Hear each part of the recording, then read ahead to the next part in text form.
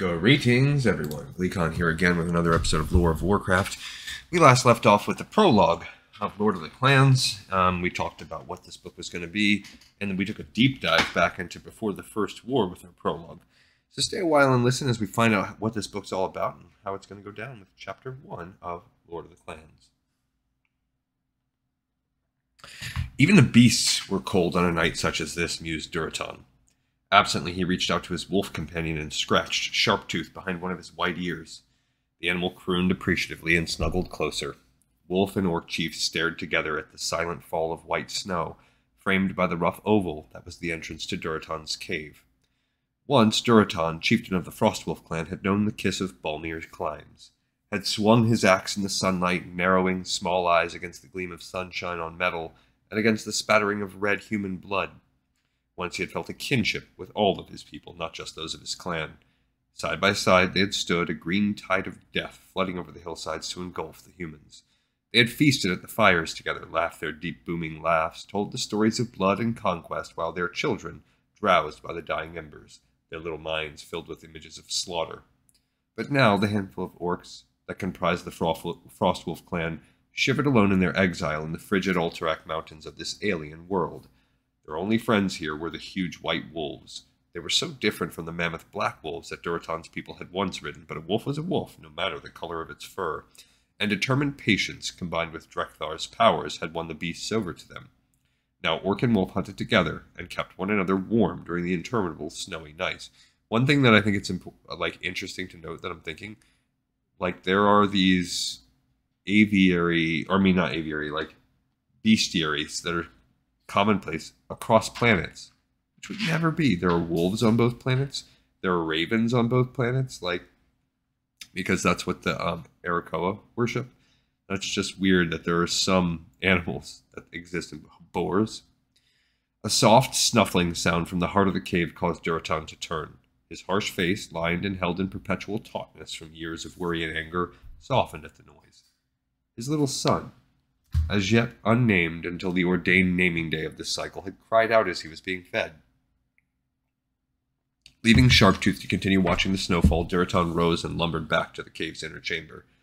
Draka had bared a breast for the child to suckle upon and had just removed the infant from his task, so that was why the child had whimpered. As Durotan watched, Draka extended a forefinger. With a black nail honed to razor sharpness, she pricked deep into the nipple before returning the infant's small head to her breast. Not a flicker of pain crossed her beautiful, strong-jawed face. Now, as the child fed, he would drink not only nourishing mother's milk, but his mother's blood as well. Such was appropriate food for a budding young warrior, the son of Durotan, the future chieftain of the Frostwolves. Disgusting. His heart swelled with love for his mate, a warrior his equal in courage and cunning, and the lovely, perfect son they had borne. It was then that the knowledge of what he had to do sank over him, like a blanket settling over his shoulders. He sat down and sighed deeply. Draka glanced up at him, her brown eyes narrowing. She knew him all too well.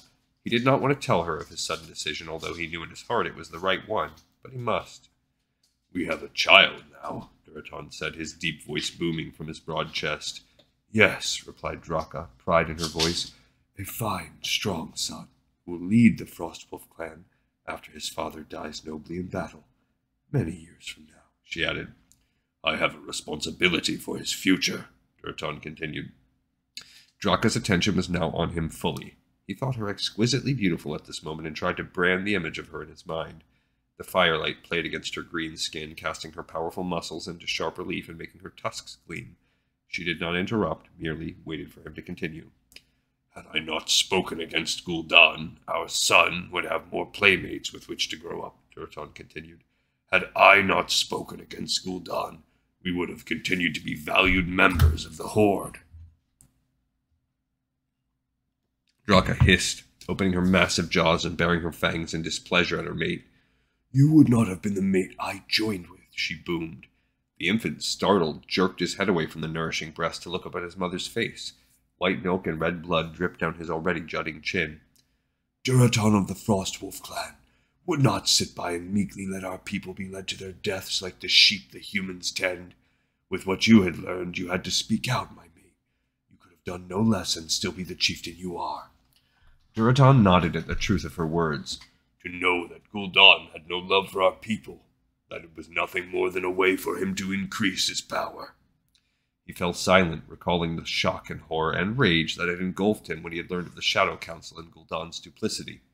He had tried to convince the others of the danger facing them all. They had been used, like pawns, to destroy the Draenei, a race that Durotan was beginning to think had not required extinction after all. And again, shuttled through the dark portal onto an unsuspecting world, not the Orc's decision.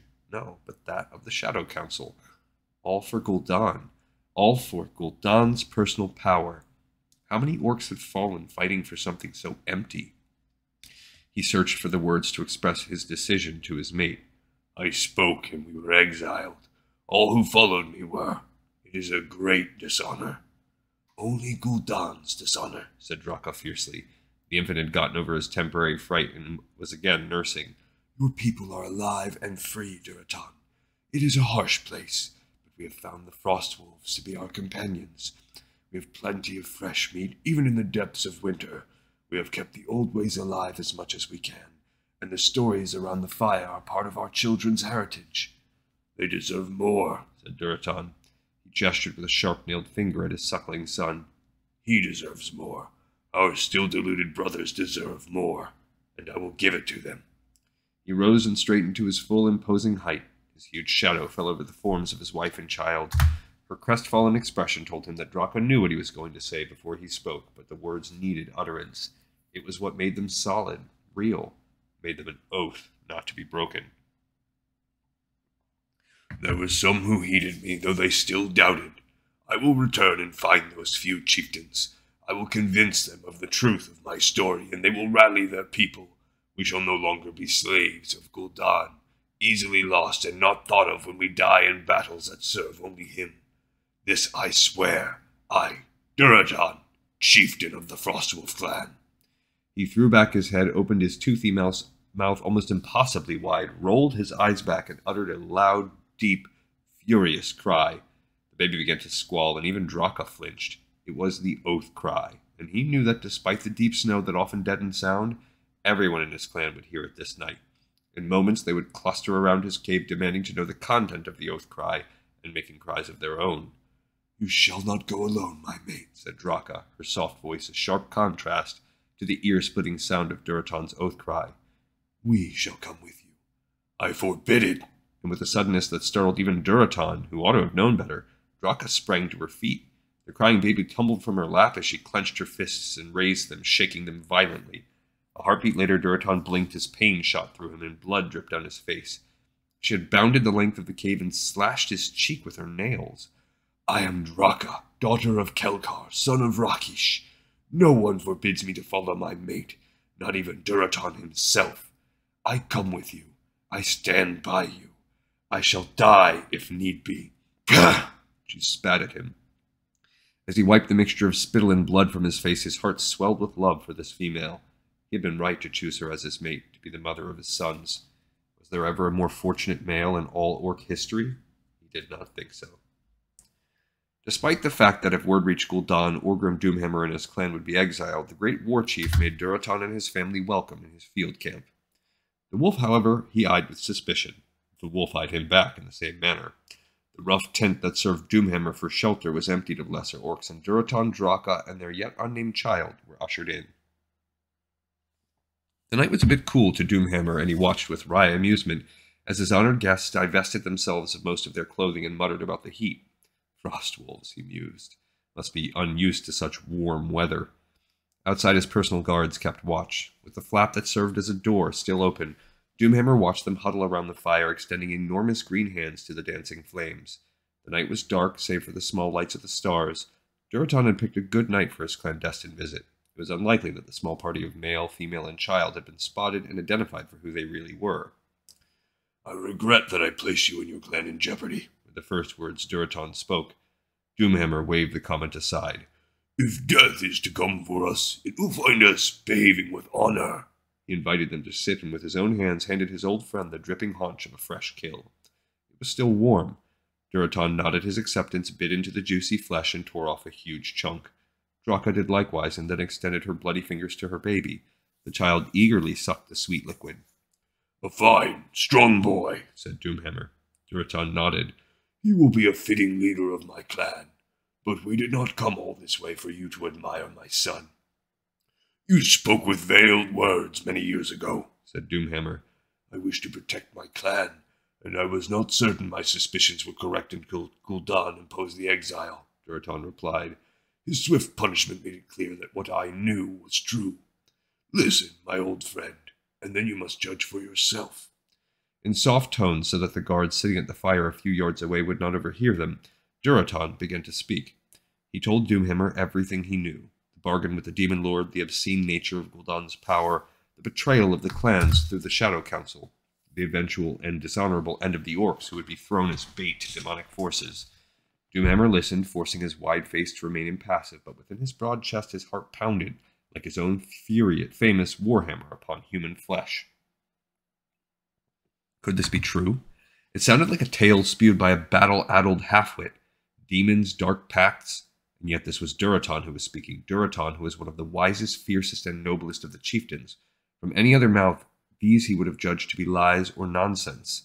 But Durotan had been exiled for his words, which lent them credence, and Doomhammer had trusted the other chieftain with his life many times before now. There was only one conclusion. What Durotan was telling him was true. When his old friend finished speaking, Doomhammer reached for the meat and took another bite, chewing slowly while his racing mind tried to make sense of all that had been said.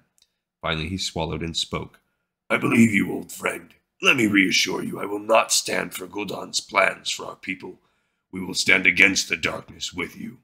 Obviously moved, Durotan extended his hand. Doomhammer gripped it tightly. You cannot stay overlong in this camp, though it would be an honor to have you do so, Doomhammer said as he rose. One of my personal guards will escort you to a safe place. There is a stream nearby, and much game in the woods this time of year, so you shall not go hungry. I will do what I can on your behalf, and when the time is right, you and I shall stand side by side as we slay the great betrayer Gul'dan together. The guard said nothing as he led them out of the encampment several miles into the surrounding woods. Sure enough, the clearing to which he took them was secluded and verdant. Durotan could hear the trickling of the water. He turned to Draka. I knew my old friend could be trusted, he said. It will not be long before. And then Durotan froze. He had heard another noise over the splashing of the nearby stream. It was the snap of a twig under a heavy foot. He screamed his battle cry and reached for his axe. Before he could even grasp the hilt, the assassins were upon him. Dimly, Durotan heard Draka's shrill scream of rage, but could spare no instant to turn to her aid. Out of the corner of his eye, he saw Sharptooth spring on one intruder, knocking him to the earth. They had come silently, with none of the pride in the hunt that was so integral to orcish honor. These were assassins, the lowest of the low, the worm beneath the foot. Except these worms were everywhere, and though their mouths remained closed in that unnatural silence, their weapons spoke with a purposeful tongue. An axe bit deep into Durotan's left thigh, and he fell.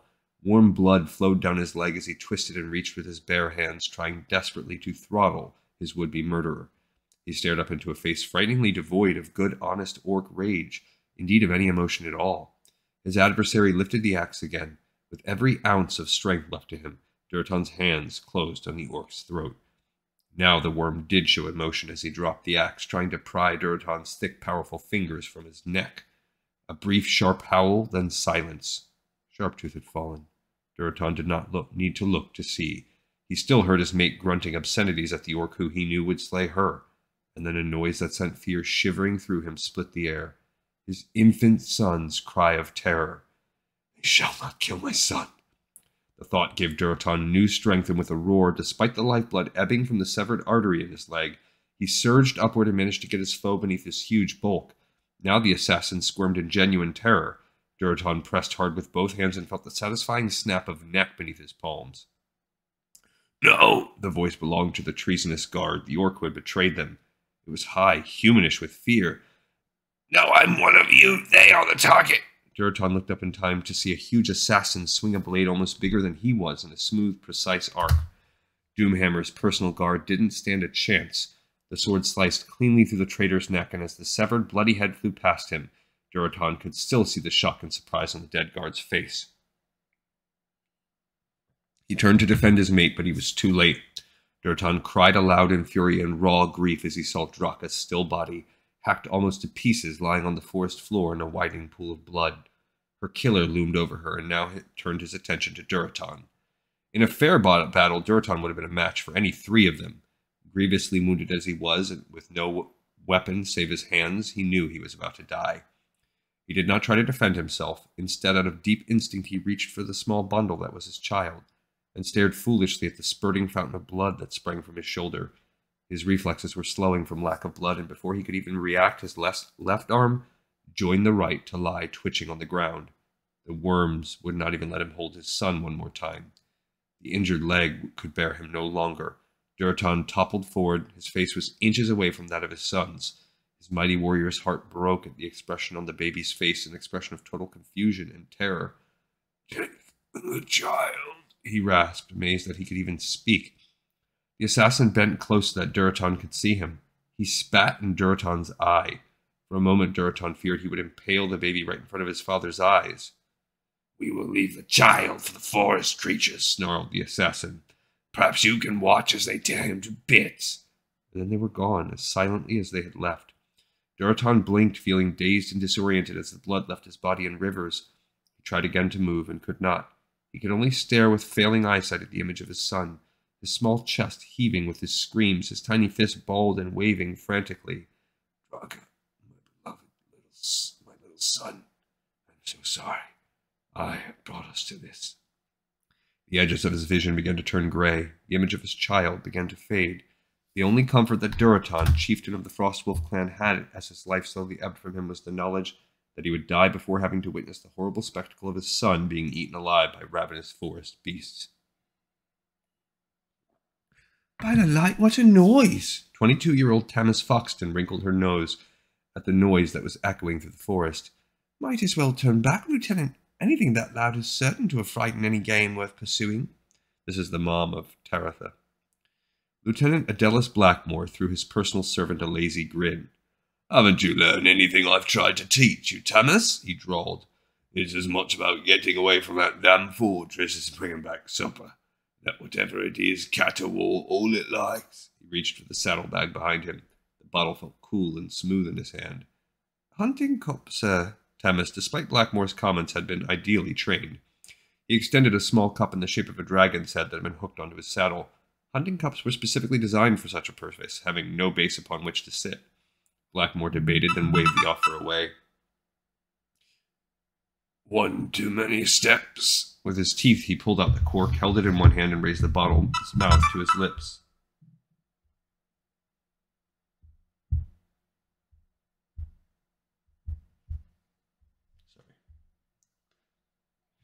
Ah, the stuff was sweet. It burned an easy trail down his throat and into his gut. Wiping his mouth, Blackmore recorked the bottle and put it back in the saddlebag. He deliberately ignored Tamis's look, quickly averted of concern. What should a servant care how much his master drank? Adelis Blackmore had risen swiftly through the ranks because of his almost incredible ability to slice a swath through the ranks of orcs on the battlefield. His superiors thought this due to skill and courage. Blackmore could have told them that his courage was of the liquid variety, but he didn't see much point in it. His reputation also didn't hurt his chances with the ladies. Neither did his dashing good looks. Tall and handsome, with black hair that fell to his shoulders, steel blue eyes, and a small, neatly trimmed goatee, he was the perfect heroic soldier.